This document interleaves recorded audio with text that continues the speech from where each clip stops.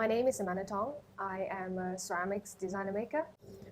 My medium is clay and I work with porcelain mostly. I aspire to raise awareness in the artistic value of traditional craftsmanship through retelling forgotten stories and revisit rituals within different cultures. My dad's side of the family loves playing mahjong.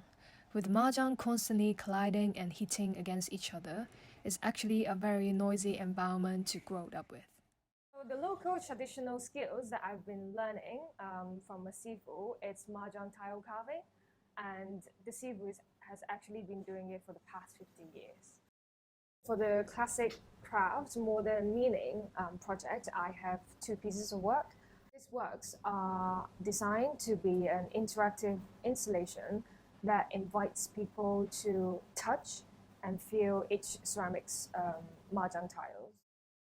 When playing mahjong, I would say 2 elements are most recognizable, the sound and the touch.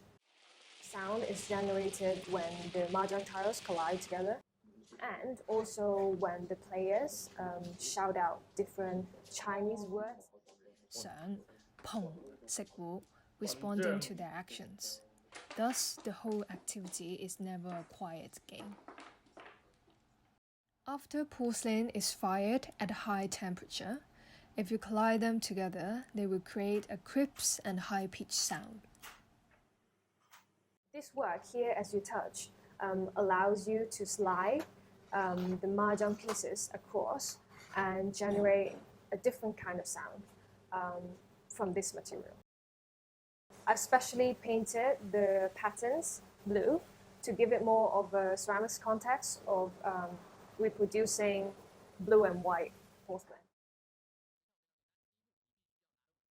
In reality, some very skilled players can tell which mahjong tile it is just by touching the patterns.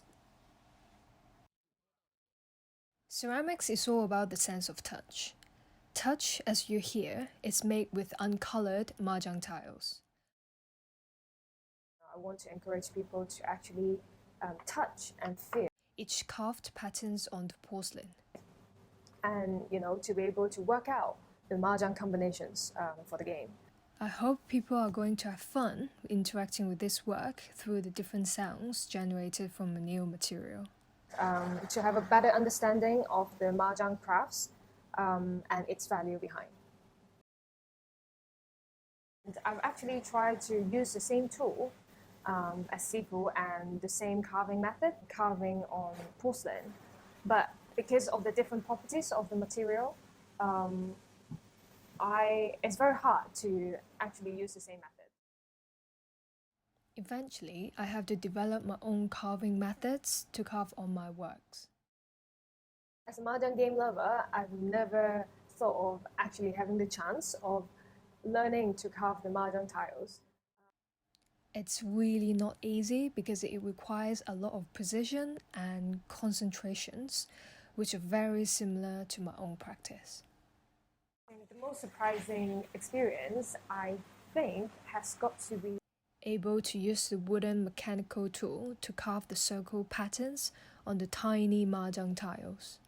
The master has never allowed his students to use it in class because there's a high risk of getting hurt by the blade. One has to be fearless in using this tool successfully, and I'm glad that I've conquered my own fear and be able to master it at the end. I was very glad to, actually share what I'm doing to 𝗠𝗲𝗄. To let the master try carving on dried and hard porcelain. Who's never actually been carving on a different material. Clay is very fragile when it's not fired. Hence, the master has to alter his angle and power to carve such a beautiful bird on the ceramics. I fired and colored it and gave it to the master as a thank you gift. Teach me such great skills. So the overall experience has definitely helped me to understand more about these dying crafts in Hong Kong. A huge respect to the 𝗠𝗲𝗄 who still spend the rest of their life continuing these crafts. Thank you so much for inviting me to do this project. I think it's a great, meaningful project that really brings more awareness on, this kind of rituals that people not necessarily realize, especially the younger generation. So I'm very honored and glad that to be able to participate in this event.